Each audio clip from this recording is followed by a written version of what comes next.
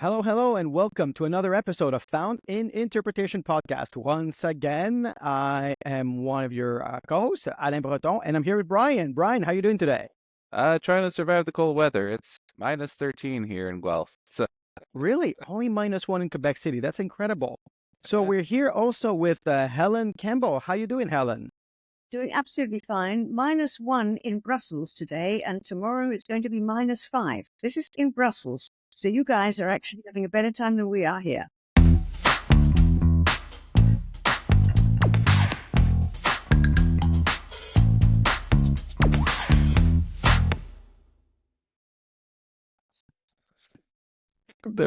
So I didn't think it would in Europe. It gets to like down to -5, -10 maybe in winter. It does, Alain, just occasionally. Not very often, but it does occasionally.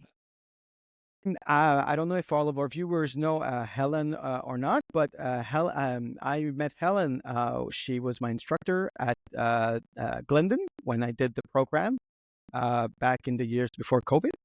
And she was also Brian's instructor. And we thought it would be a great idea today to bring Helen and for her to tell us about her career, about some tips, about anything that crosses our mind and our thoughts. And Helen, you've been an interpreter for how long, actually? Must I say? Oh, no. Okay. Well, No, a I'm decade? say that. I'm happy to answer your question, Anna. If this is just a brief question, certainly. Well, I started. I was trained as an interpreter in 1973. I have not interpreted my entire life, but for some 15, 16 years, I was a full-time interpreter. I hope that answers your question. A long time now. does full time mean like you were hired by an organization to be an interpreter, or you were a freelancer? No, I've never been a freelancer. I was recruited and trained by the European Commission in 1973 for a very good reason. Cast your minds or your history books back. The United Kingdom, my country, had just joined the European Union. And English then became one of the official and working languages. And the meetings required all the languages of the member states to be covered. And the member states had, until then, not included English, but from 73 onwards did. So, search went on, can we find interpreters who are trained to join the ranks? Answer, no. The UK was training interpreters, but not enough, and not with EU languages. Now, a bunch of us, of my generation, had studied languages, and in particular, French and German, because in those days, those were the foreign languages that all of us studied. And those were EU languages. And so the EU did a sort of sifting around and looking at universities and sending round ideas to people to pass on to people like me. Would we be interested in doing an aptitude test with the European Commission, with its interpreting service? And I was called and I did the aptitude test and I passed it and they trained me in 5 months. That's a rather long-winded way of putting down a good few years, and I hope that wasn't too long. So they trained me, is the answer. Did you have any background in translation? Oh, no, not in translation or interpreting. Oh, translation a bit, Alain, because most people with languages have to translate. It's part of our exams. And until I found a profession that I really wanted to do, I did some freelance translation, and I worked for a company in Germany because I had German, and did some translations there, but I was not really very keen on it. And when I found that interpreting appealed to me and that apparently I appealed to them as well, and I had the aptitude, which is the most important thing you need for this profession, that was when that was my lucky day, if you like. I became an interpreter. When you say you had the aptitude and that's the most important thing, It is. what do you mean by that specifically? What were they looking for? What do you mean by Well, that? the one thing that our former boss always specified was that interpreting is not about languages. Translation is, yes, interpreting is something different. Of course, you need languages. But on top of knowing the languages, you need to be able to think on your feet, analyze what somebody is saying, and render it quickly into another language. And that isn't just about language. That is about telling whatever you're delegate or whoever it is you're interpreting, telling that story in another language. It's background knowledge. It's an ability, I suppose, to understand, grasp, analyze, and then communicate. And that is a hell of a lot different, as you certainly know from translation, where you've time, you've resources, you can look things up and you can polish beautiful translation. An interpreter cannot do that. Now, at the time, there was no, it was any terminology or anything that you needed. It was either on the fly or also, I'm assuming there were specific lexicons that you could purchase, or because there was no computers, right? No, quite, Brian. You're really thinking about the Ice Age, the Iron Age, Yes. whatever age you like. But yes, pre-computers, you're right.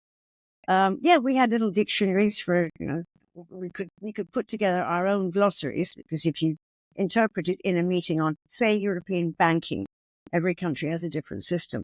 And I remember writing down during the 3 days in that meeting with one of those particularly famous interpreters from Paris, by the way, and I put together my own glossary, just listening to the different explanations and doing my best, and being helped very much by Hélène Testo-Ferry. She is a great name, a grande dame of interpreting.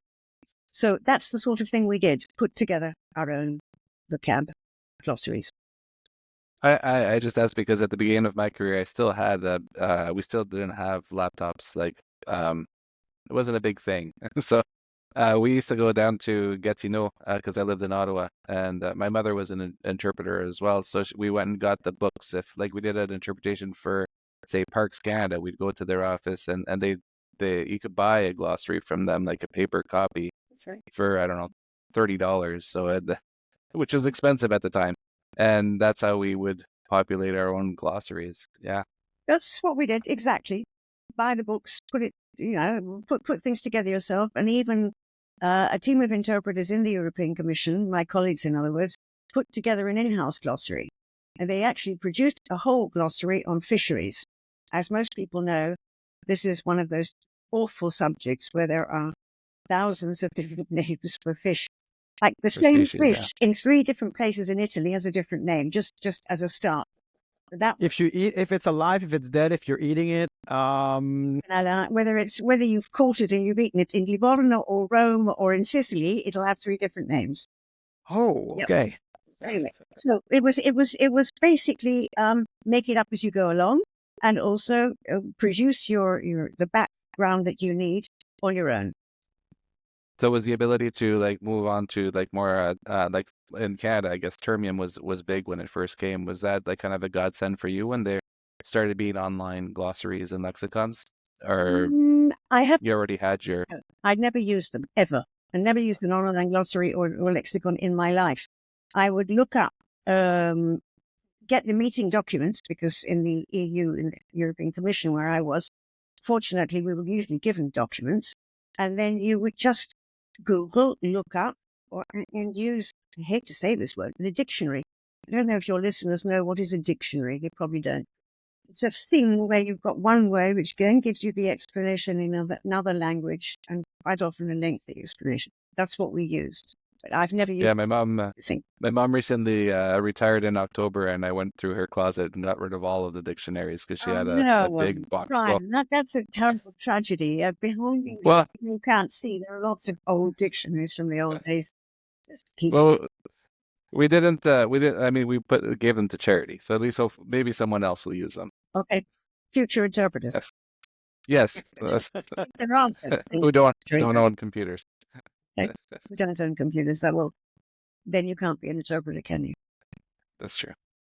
It's a little bit like saying, "Would you here is my friend who's a driver, but he doesn't own a car." Sorry, the interpreter needs to have all the equipment that you have nowadays, and that's much more sophisticated than mine. But there's something to be said about all of the past and the history of how interpretation came about, and the pre information technology era, and what we're living today with AI and whatnot. Yes, I agree. I have found it always fascinating to look back at the very beginnings of the League of Nations, when you had these amazing Kaminka brothers who were interpreting consecutively without noting anything for an hour, and then being able to give the exact content of the speech of an hour. Are you saying that people could memorize for an hour? Yes, an hour. The famous ones, look it up yourself. In the League of Nations, that's what they did. 1 hour, Okay. no notes, and perfect rendition. Only nobody, years later, has time to listen to the perfect rendition of an interpreter. So that's why simultaneous took over. Wow. I'd love to watch a recording of how, and also, we did. I'm not sure there would be a recording. We're talking about the age of the League of Nations, right? Oh, Pre-UN. So, sure you're okay. going Pre-UN, yes. you could read about it, and maybe then Yeah, I can read about it. Yes. Legend has it that. those were the names. So and then so you did your whole career at the if I'm not mistaken, at the European Parliament. No, At the European Commission. Can we get Commissions. Yeah, before we go any further, the European Union is divided into a number of institutions, and I'm not going to explain them to you now. 3 of them have interpreting services. The European Commission, where I come from, the European Parliament, and the European Court of Justice in Luxembourg. The other 2 are mainly in Brussels. All 3 work together, and if you're a freelance and you pass our test, you might work in any one of those 3. If you're a staffer like me, that was the European Commission, was my boss, and that's where I stayed for the length of my career. So I never interpreted in the European Parliament or the Court of Justice, just to be even clearer. Okay. And you said you did that for 15 years? Something like that, yeah. I mean, I was actually in the place, if you like, as a staffer for 37 years in total, but I interpreted full-time only for about 15 or 16 years. And after that, I thought that was enough full-time interpreting for me. And so I started to teach a great deal, interpreting to future interpreters in interpreting schools, universities all over the European Union, and also working a lot on different projects to do with languages. So with my colleagues in the UN, for instance.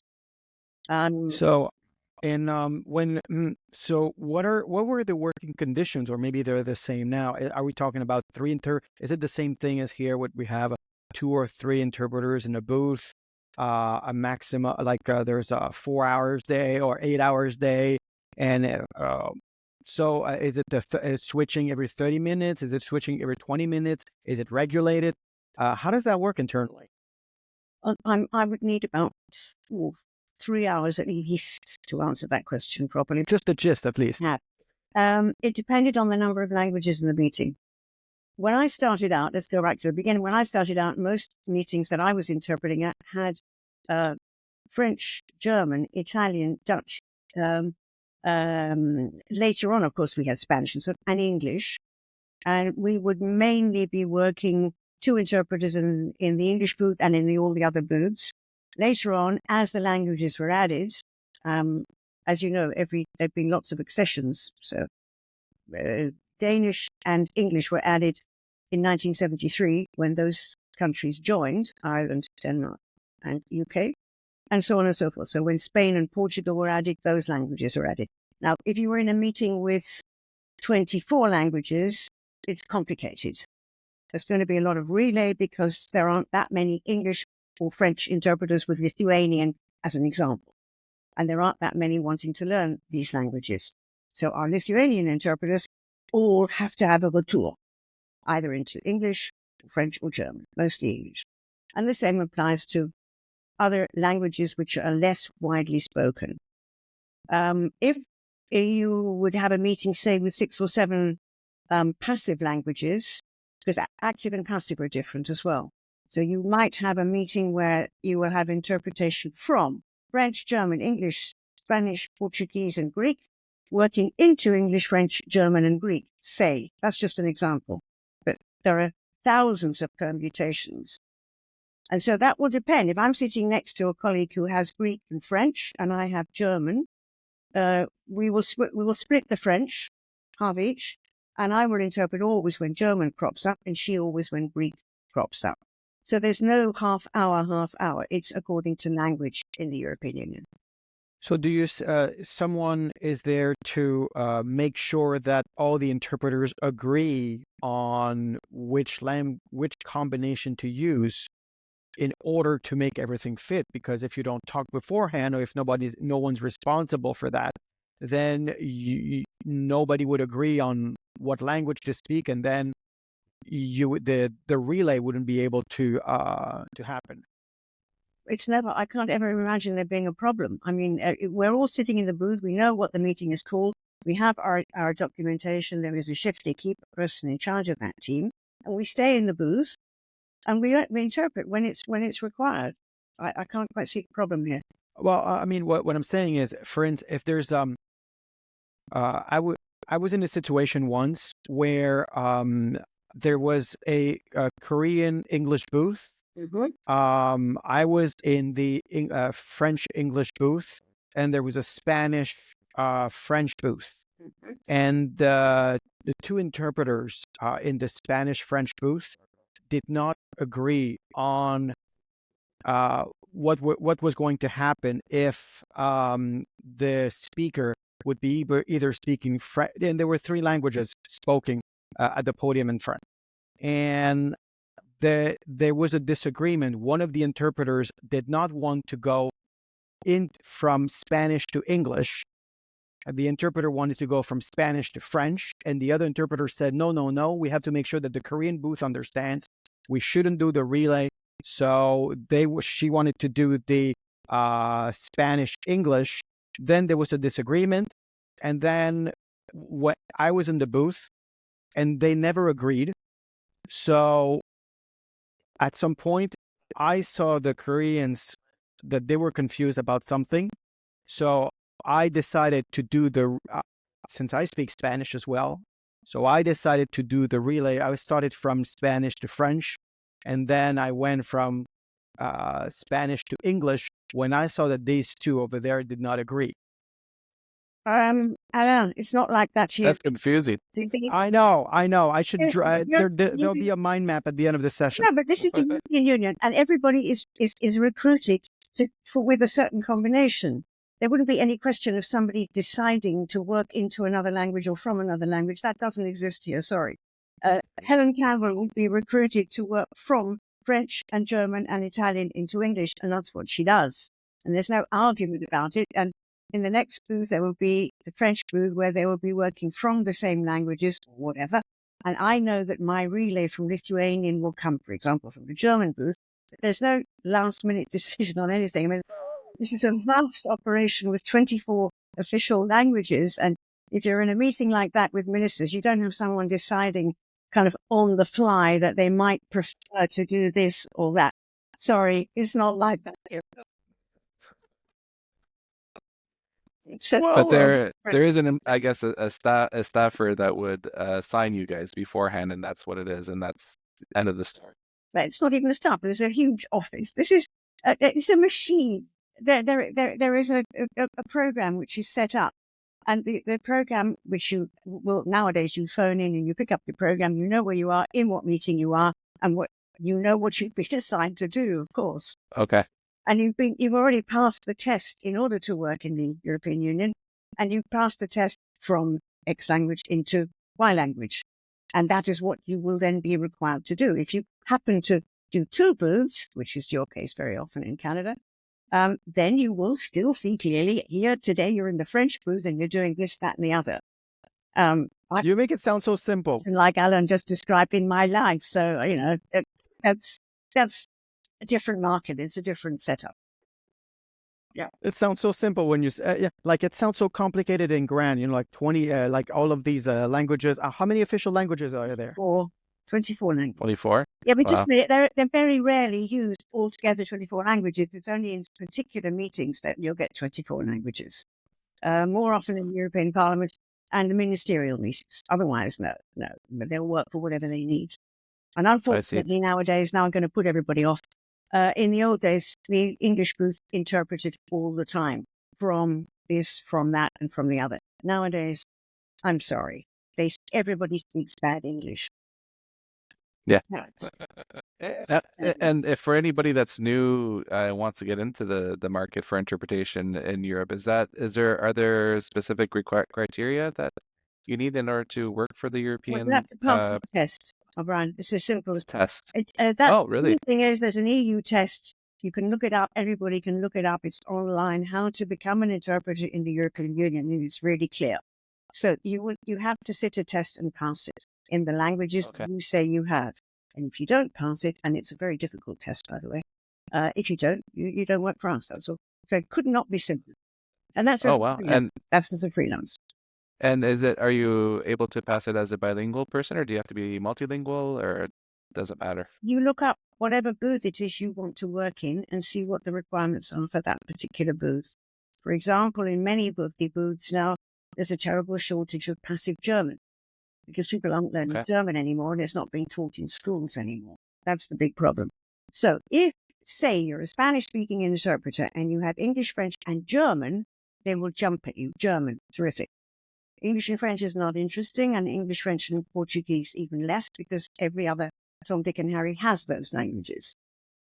So anything which is rare, and German is one of the 3 official and working languages of the Commission.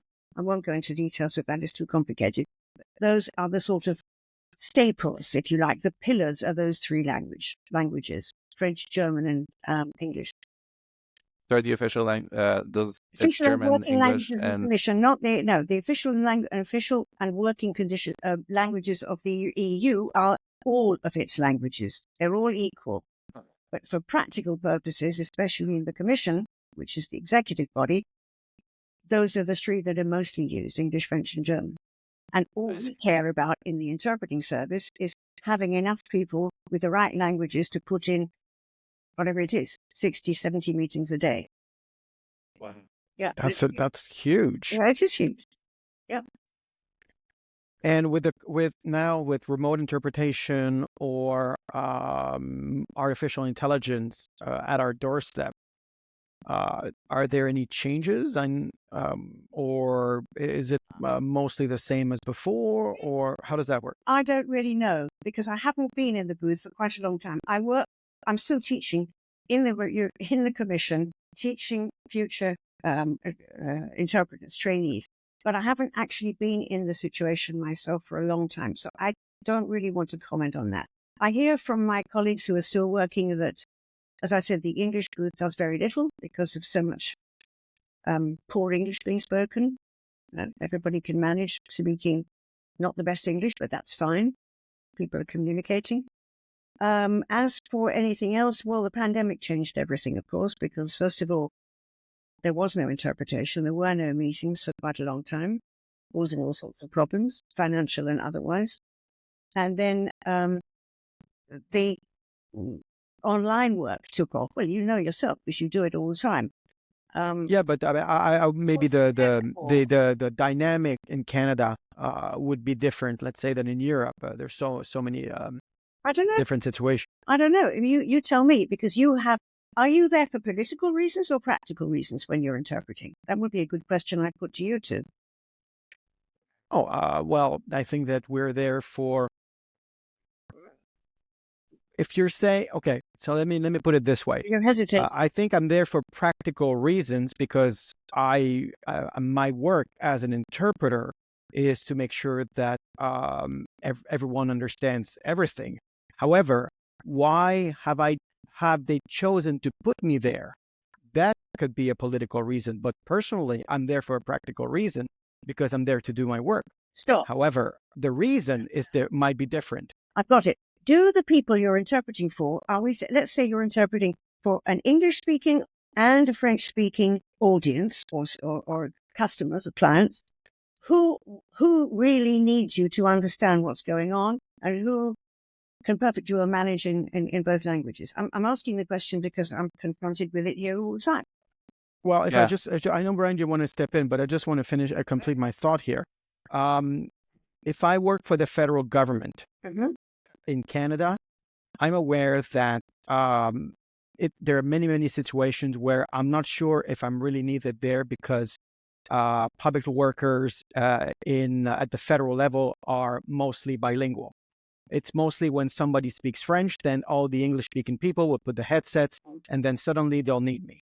So that's one aspect. But if I'm doing a union, a negotiation between both parties, then I know I'm absolutely needed and they're paying attention.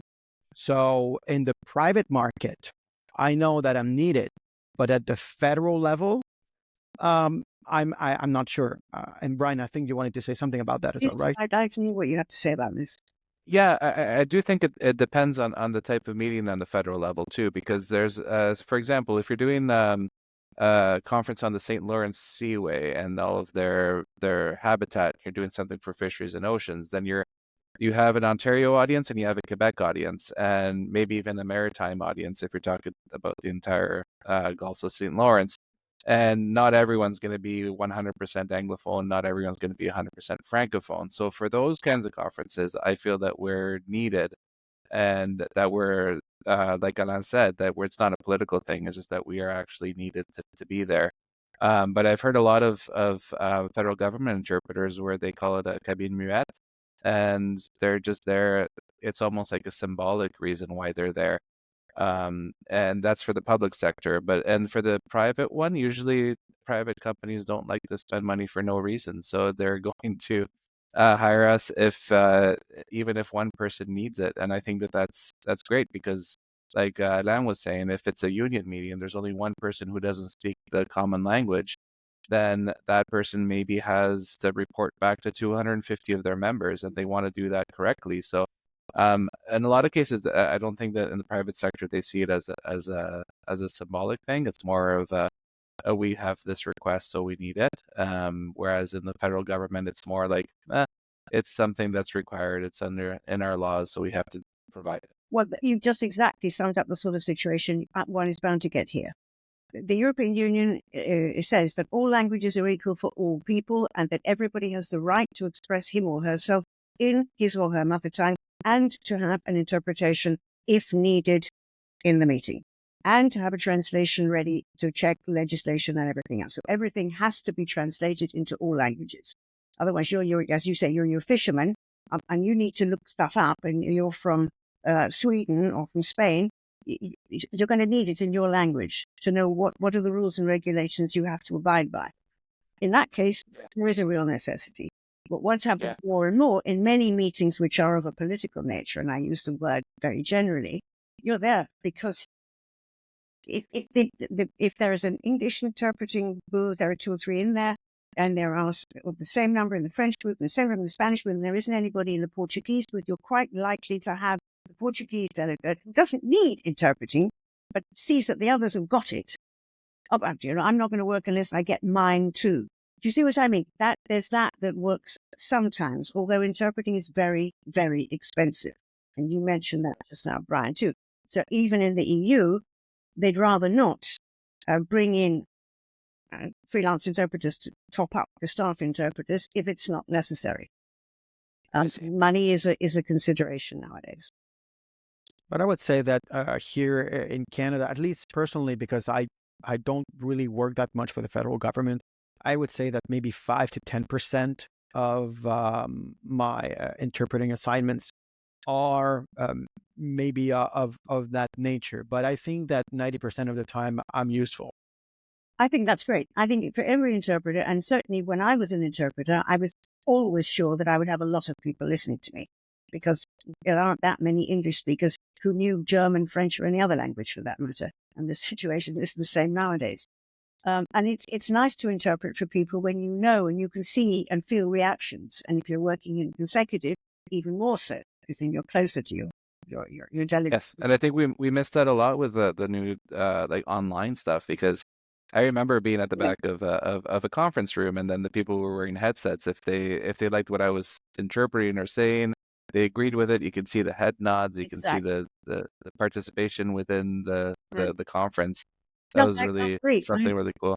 And even sometimes if you would see someone frowning, when the coffee break came, at least in the old days when I was interpreting, we would go and go and chat, have a cup of coffee with the German delegate and say, look, could you explain me this or that? Or we're mixed far more nowadays, not this numbers of delegates and with all these numbers of interpreters. There's a huge rift between the people we're working for, or they, not me, are working for, and the delegates. There is no mixing anymore, and there used to be so much more of that. And that's I regret. I regret for them, for the young interpreters.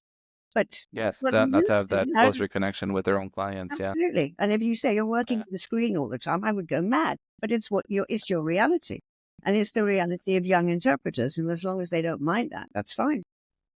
Yeah. My biggest pet peeve though at a conference was when you did such an awesome job interpreting, and then like at the end of the conference, someone's like, "Oh, well, actually, no one picked up a headset, but thanks for coming." And I was like, "Ah." Yes, that's right. Totally. I mean, it's just. It's not an incentive, is it? No, but it No. will happen. And sometimes, if in here I'm thinking of ministerial meetings, you interpret, and that's it from start to finish with your colleagues, dividing up the languages, relaying from this or from that. There's no question of it. In a smaller group, we used to be told always, if you're not sure someone's listening, ask.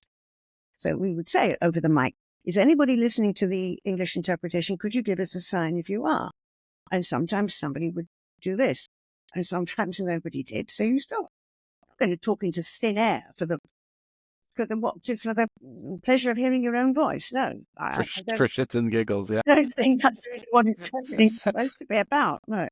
And one of you mentioned, I think you just mentioned artificial intelligence. Now I'm getting questions from these young interpreters that I'm still teaching. Is this a worry? Yes. Yes, it is. You think it is? Oh, yes, most definitely. I would never tell anybody now, make sure you aim only to be a conference interpreter for the rest of your life, any young person. Now, I might be wrong, and I hope I am, but I think I'm right. This is not for the long term.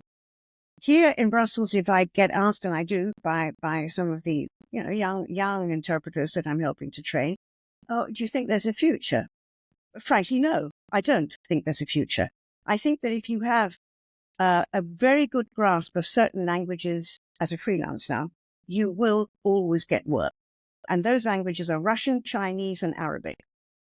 If you are an English-speaking interpreter and you have solid French and Spanish, sorry, sunshine, there isn't going to be a great deal of work for you. If you work in two directions, there may be more, because then you'll get people meeting together who want to chat, be they ministers, be they delegates, businessmen, or fishermen, but they will need a go-between. That also, if you have two booths, I think that will. Are you saying that because of the ability of the machine? Are you saying this Alain, because? of course, everybody's. You know how we interpreters say, "Oh, no machine will ever replace us." Nonsense. Look back at what has happened when everybody said this won't happen and that won't happen. Sorry, But there's the Google Translate and DeepL, and there's still translators out there, and they can still make a living. Yeah.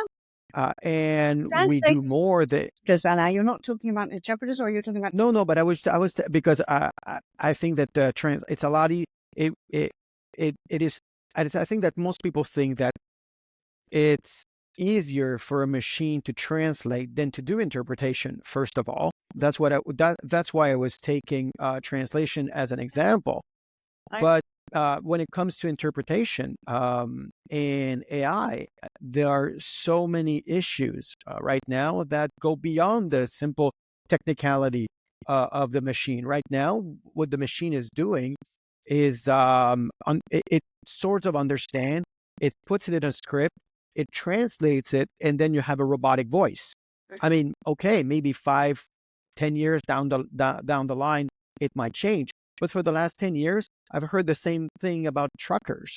People 10 years ago said, you know what, self-driving cars are coming, and there's still 2 million truckers in the US.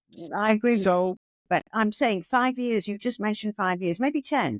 Now, if I'm a 23-year-old young interpreter and I want to have a job for life, I'm sorry, I'm going to have to look at other possibilities and not assume the way I assume, rightly, that I would have a job for life. I don't think that a 23-year-old, as I was then, should be looking at this profession as a definite long-term option, unless, as I just mentioned, with certain languages, and especially if you're doing two languages, if you have a second booth. Otherwise, no, I'm fed up with this now. People keep saying to me, "Oh, we have to argue with people who say that we're going to be replaced by machines." Oh, no, of course we won't be. come on, just a minute. The world has changed in ways we could never have imagined 5-10 years ago. I'm not suggesting everyone should leave the field and we won't have any more interpreters, certainly not. But don't assume, everybody, that your job is going to be there for life. Get a day job. Yeah, no one should assume that their job is safe.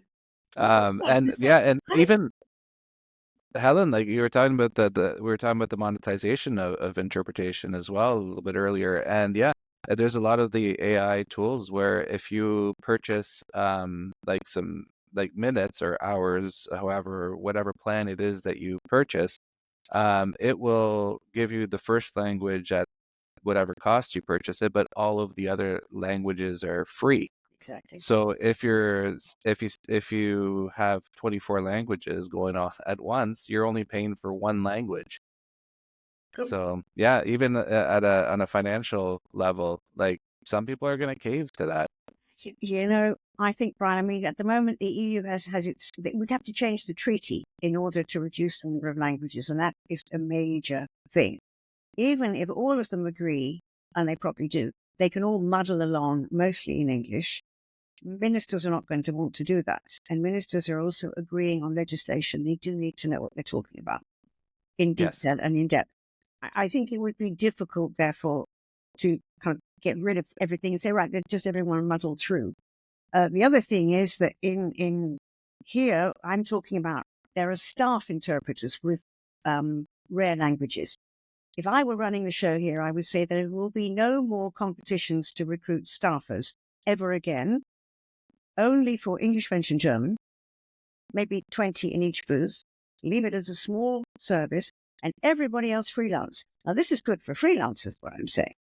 So you bring them in as you need them, but you don't have them sitting around, doing nothing. Or, as all of the interpreters here and translators have to have university degrees, they can do other things. They can go and do other jobs in the European Commission or Parliament or Court of Justice. There's no need to be fixed on being a linguist all your life, is what I'm saying. Languages, as you know, for many people are a sideline, are useful, but they're a backup. They're not necessarily a career. And if it was my nephew or my niece I was advising, I would say, don't even dream of becoming an interpreter. And by the way, not one of my colleagues, my age, has ever advised their children to become an interpreter. And to have had their children become interpreters despite parental opposition. Just say, I have one whose son is now an interpreter and a very happy one and a teacher. She said, I did everything I could to stop him, but no, he wanted to be an interpreter. Yeah, I don't know. I don't know if I would recommend it to my children, to be honest. But I was just thinking the same for you and Alain. Would you recommend it? I would. Was going to say. I say that it's a bit different for you because you got Japanese. Time moves forward faster than our intentions. Yes. And I think that when in technology there are a lot of how do you call it, hyperbole? You have those you have though people say, oh yeah, it's coming, and then the robot, we're all going to be surrounded by robots in 2030, and then you're going to have this new medicine that will make people live 150 years old, and AI will change. If it's cloudy and you program the AI, and it'll be sunny again. I mean, I think that there's a lot of hype. That's the word that I was looking for. Yes, there's a lot of hype. But that's what I'm talking about. I'm talking about much more realistic sounding things than that. That's a lot of nonsense. We know that. No, but I mean, what I'm trying to say here is that it's when you take a look at interpreter as a profession, a lot of the work is to be hired by governments, by institutions, by businesses. Of course, if you have new tools to help people communicate, then people are going to use it. But when it comes to professional settings, when it comes to ministerial meetings, when it comes to judges, when it comes to access to justice, when it comes to all of that, I think that there's still going to be a lot of work. And I would even bet that even for that 23-year-old interpreter that you were giving us as an example earlier, I think that if you're wise enough, you will be able to manage. Maybe you should not expect that it'll be easy all the way, and you might not have to change and adapt to different circumstances. Just like now, we need to use computers and headsets in order to do interpretation, and that wasn't the case before. And a lot of interpreters actually said, "Well, you know what? I go into a booth. I don't want to touch anything because there's a technician there." Of course, you'll have to adapt to the different circumstances, but I don't think that on one click tomorrow the machine will be able to. We'll say, "Well, let's turn on the computer," and then suddenly all the interpreters will disappear. There are cars out there, but there's still people putting shoe horses. Yes, Horseshoes? Horseshoes, thank you. I understand you automatically. Right. Yes, it won't happen from one day to the next. It will happen from maybe in the next decade, is what I'm saying. And if you're a 23-year-old, 33 is still quite young when you are hoping you're going to be working. Don't take it for granted. Just don't take it for granted. No, that's true. I hope to be retired by the time that happens. Hey, Brian, even then, I'm like, right. but even then, I'm like, oh my God, I don't know. Well, But Brian, is there something that you wished you would have done? And Alain, I'd like to ask you these questions. Is there another profession you, looking back, would like to have gone into? Now, you're both young enough that you could still, if you want to. Is there anything else that you would rather have done looking back? the only other thing that really appealed to me was philanthropy, so that would be something that I would be into. But that it would be like an international thing, so I would still need languages. But I wouldn't be an interpreter. So, Okay. In my case, when I was much younger, when I was like a teenager, I wanted to be a journalist. And then I wanted to be an actor or in theater. Mm-hmm. And I didn't really know what to do when I was sort of lost, and I got into a translation program. And then I had some great mentors out there who led me into interpretation. And now I can't think I would do anything else with my life, of course. But even looking back, I wish I had started this career earlier. That's interesting. Yeah, I actually, interpretation is really the profession that fits me the best, I would say. Even looking back at all of that, there are a few, like I was thinking journalists in general. I like politics, commentator, maybe writing books or some things like that. Maybe I would have been good at it, but overall, I really feel that I'm at the right place as an interpreter. That's awfully nice to hear, considering I was one of your instructors. But now I'm putting that on. That's the sort of thing one would like as an instructor to hear students say. That's good. Yeah. In my case, I wanted to be a spy. oh yeah. I had the wrong languages. German was no longer of interest at all, but that is the only profession I really, really would love to have got into. My wife tells me that I would cave at the first sign of torture if I ever was captured as a spy. Well, one is being as we are for our profession and for others as well, optimistically assuming that torture isn't going to immediately be involved, but it might be one of these days. I'm obsessed with John le Carré novels. I mean, what is that about? It's all about Secret Service. So I have I don't know, we're getting close to the end of the podcast, and it flew by, and I wish we had another 3 hours. I have a question, and I asked you this when I first met you, and I found out that you were a DJ in a past life. Yes, The Beatles or the Rolling Stones?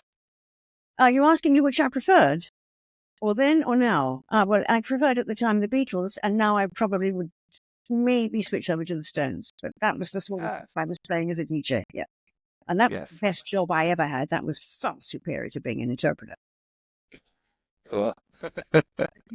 I love it. You can't do it after the age of about 25. A DJ.